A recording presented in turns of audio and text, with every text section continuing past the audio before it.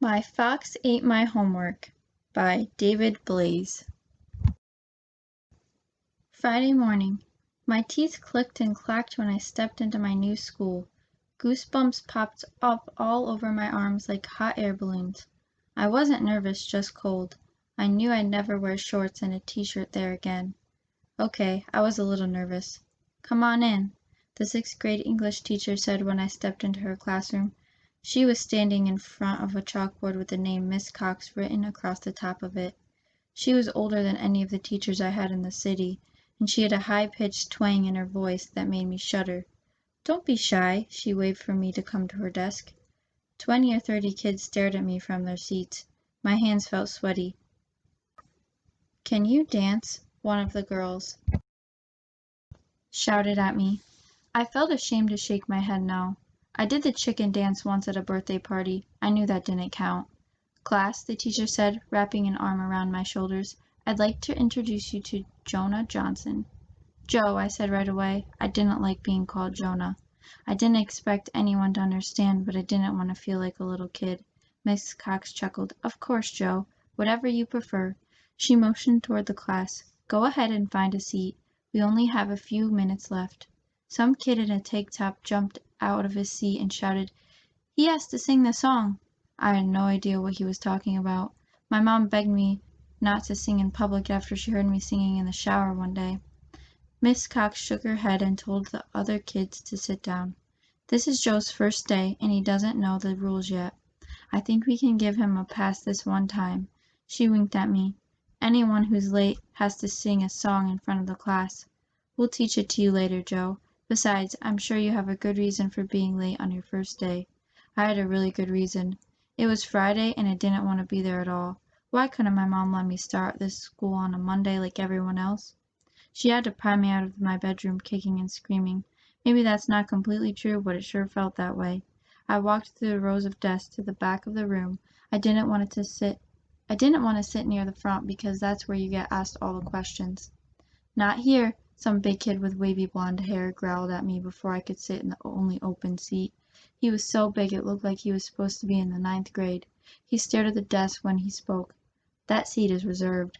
The desk had dust on it, so I knew no one had sat there in a long time. I'll find another seat next week. Let me sit here for now.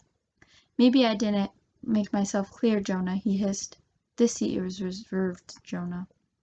My face felt hot when he called me that name twice. It's Joe, I reminded him. Call me Joe. He stood straight up, kicked his chair back, and waved a fist at me. I gulped. He was the tallest 6th grader I'd ever seen. He was wearing a gray t-shirt and gray shorts. Miss Cox appeared by my side out of nowhere. Do we have a problem here, Shane? The kid snickered, shook his head, and sat back down. Miss Cox took a deep breath and motioned for me to follow her. She led me right back to the front row of desks and an open seat. I had been there for less than 5 minutes, and I was already embarrassed out of my mind. It was going to be a long day. Don't forget about the paper due on Monday morning, Miss Cox said to the room. I want to see 3 paragraphs about your best friend. I'll be grading for grammar, punctuation, and speech. I raised my hand. Speech? Miss Cox smiled. Yes, Joe. In this class, we work on presentation skills. Anything you write, you say in front of the class. She lowered her voice. I know it's short notice, but is this something you can do by Monday? I heard you're a writer. I didn't have any problem with writing 3 paragraphs. I was a writer for my other school's newsletter, but making a speech in front of the class, I gulped. I'd never done that before. I looked up at Miss Cox and said the only thing I could say to save myself from more embarrassment. Sure, no problem. The class bell rang, and everyone jumped out of their seats. There was so much noise and talking in the room, I couldn't concentrate on how scared I was about Monday morning. I knew I shouldn't have started this school on a Friday. I mean, who starts school on a Friday? Are you okay? The girl next to me asked. She had 2 ponytails and big dimples. I stood up and slung my backpack over my shoulder. I don't know yet. She chuckled and stood next to me with a huge smile. My name is Melissa. I pulled my new class schedule out of my backpack. Do you know where room 104 is? She snatched the paper out of my hand and headed toward the door. Yeah, that's my next class too. Follow me. At least there was one friendly person at this school. She had a bit of a twang in her voice, but not as bad as Miss Cox. I'd have to get used to it in the country. Where are you from? Melissa asked when we walked into the hall. Orlando, I said proudly. She had to be impressed with a city boy like me coming to a small country town in Alabama. She smiled and kept walking. I felt obligated to ask her some questions back. I wasn't a big talker, but I knew most kids liked talking about themselves. Melissa was the only person willing to be my friend so far. I couldn't risk losing that. Where are you from? She stopped in front of room 04, looked directly into my eyes and said, I came from my mama. She burst out laughing. She didn't stop laughing, and it was so contagious I couldn't help but laugh with her. The laughing stopped when Shane appeared by my side. I'm not short, but he was at least 4 inches taller than me. He was trouble. I couldn't show him any fear. We need to talk, he blurted out. He didn't look angry like before. I didn't know how much I could trust him, and I didn't know how much time there was until the next class started. It'll only take a minute, he pleaded. I glanced at Melissa. She shrugged her shoulders and walked in the classroom. I'll save you a seat, she promised. I looked back at Shane. It's fun to mess with a new kid. I don't want any trouble. Shane frowned like he was hurt. I'm sorry about earlier, he confessed. I wasn't sure how to respond. All I could say was, oh, okay. He smiled at the first time and punched my shoulder playfully. So, you're a writer. This was going a lot better than I expected. It won't be hard making friends after all. I dabble here and there, I proclaimed. I won an award at my other school. Shane's eyes got big. That's awesome, he shouted. Another kid wearing a tank top joined us. His hair was cut like a sailor's. It took me a second to realize he was the kid from Miss Cox's class who had tried to make me sing a song. Hey, Joe, Shane said to me. This is my best friend, Sam. They pounded fists. Isn't it funny that Miss Cox wants us to write a paper about our best friends? My stomach churned. I had a bad feeling this wasn't going so well after all. Sam and I grew up together, Shane continued. We liked to go fishing and hunting. I tried to step backwards towards the classroom. I already knew what he was going to ask me. Say, Shane said to me, you're a writer and we're friends now, right? He followed every step I took. I was pretty sure we weren't friends. I reached out and grabbed my shirt collar with one hand. Where are you going? He tightened his grip. I'm going to need you to write my paper for me, Jonah. I love to write, but not under threats and not for someone else. My name is Joe. Shane and Sam both snickered as he released my shirt and straightened it out. This is going to be a long year for you if you don't write it, and you'll be very, very sorry. He shoved me into the room. I stumbled and fell flat on my back. Shane towered over me, smirked, and said, Make the right decision. The two bullies high-fived each other and disappeared down the hall. The teachers were monitoring the halls, and none of them saw what happened. I stared up the ceiling and wished I was invisible. Are you okay? Melissa asked after I got up and sat next to her. Shane is a big bully. If you give him what he wants, then he'll never leave you alone. She was right, but to be honest, I was scared to death of the big kid. I didn't know yet. My whole world would be turned upside down after that school day, but I knew then and there what choice I would make about writing Shane's paper. If you would like to find out what happens in the rest of My Fox Ate My Homework, come to the Knoxville Library to check this book out. Today's craft is making a fox, so follow along to the next parts of the video to find out how to make this fox. For the paper fox craft, you will need an orange piece of paper, a background color. I decided to choose blue, but you can use any color paper you'd like, a piece of white paper, a tiny piece of black paper, black marker, a pencil, a pair of scissors, and some glue. The first step is making the fox's face. So we need a triangle. So what you're going to do is fold your paper until it meets the side. Crease it. Make sure it's lined up. Crease the edge. And then unfold it. And you're going to cut across this line. We are going to do a little bit of origami. So you're going to find about middle, and you're going to make about a 1 inch to 2 inch crease. in the middle. So to find middle, you can fold it in half and then just make a tiny crease at the bottom, the flat edge of the triangle, and open it back up.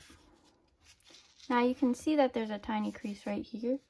You're going to take the top of the triangle and fold it down so it touches that crease, but not all the way to the edge. And crease the top edge. So now we're going to make the fox's ears. So what you do is take this edge and we're going to fold it, and we're going to have a parallel line between these two. We're going to fold it up, and remember our crease right here? We want the edge, the end of our crease to meet there, so it makes a point when we're all done. So you fold it up and crease that down with your finger. And same with the other side, and we want that to line up at the end to make a point, and crease that. And then we have the fox's head. Now we need to get our white piece of paper out and cut 2 rectangles. So I'm just going to cut across my paper and then cut it in half. Take one of them and fold it. And we're going to make the cheeks of the fox. So we're going to cut an oval shape and put it right here. So what you're going to do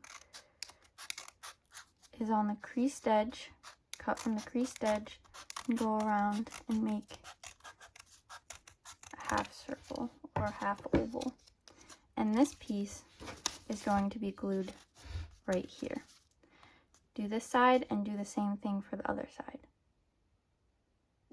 This is what the fox looks like with the white pieces on for its cheeks. Now we're going to cut out white pieces for his ears. If you have scrap material, you can use that, and we're just going to cut out 2 triangles for the ears. I'm just going to cut this piece in half so there's looks like 2 triangles, and we'll put glue one down here and the other one can be glued here. Now that the ear pieces are glued down, we'll take your tiny piece of black paper and cut a circle out for the nose.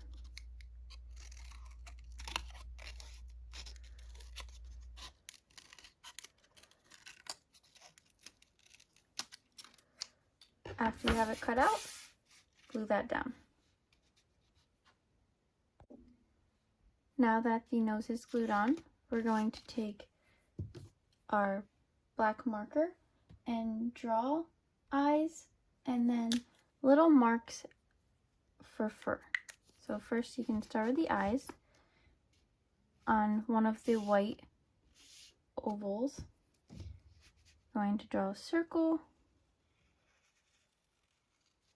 and then a dot for its pupil, and do the same on the other side. Circle and a dot for its pupil. Now you can take your marker and just make little tiny marks all the way up his face or her face to symbolize fur.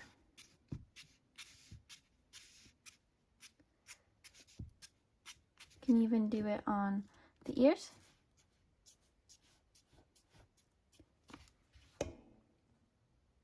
Now that the face is complete, we're going to make the fox's body before we attach it to the other piece of paper.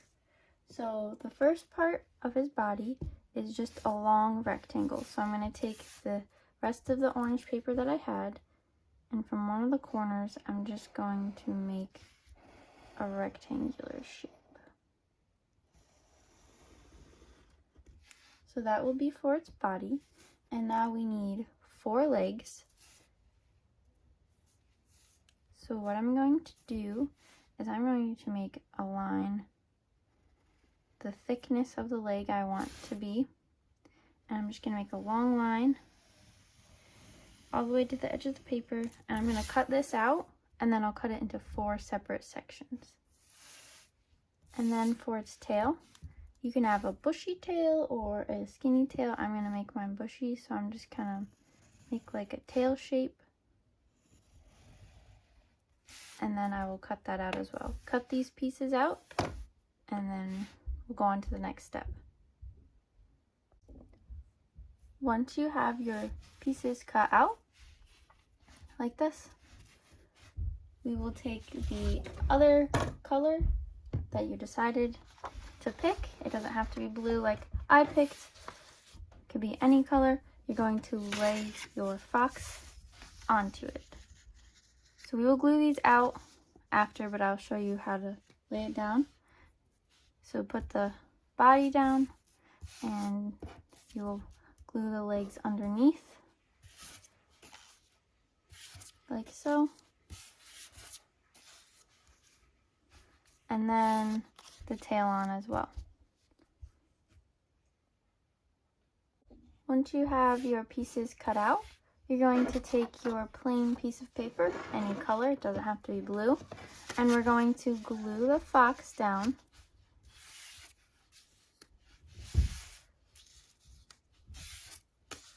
Like so.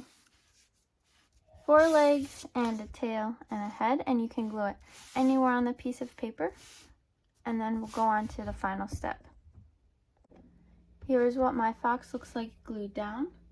We will take our black marker again and make fur marks all over the fox, wherever you please. After you do that, then you can draw in a background. So I'm going to draw a night sky because I feel like my setting's at night. But if you have a brighter piece of paper or like a different type of setting, you could draw flowers or trees or anything you please. So I'm going to draw some stars up in the sky.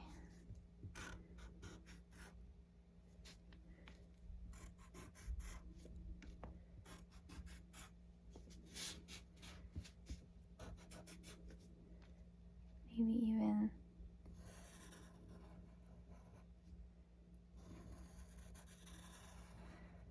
a moon and shade it in.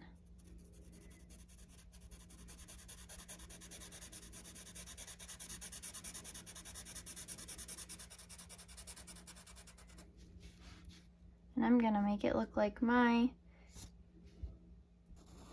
fox is standing on a hill.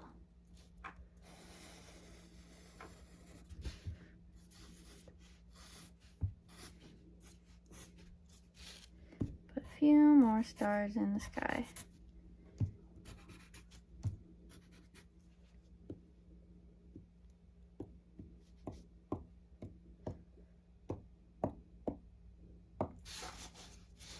And there you have it.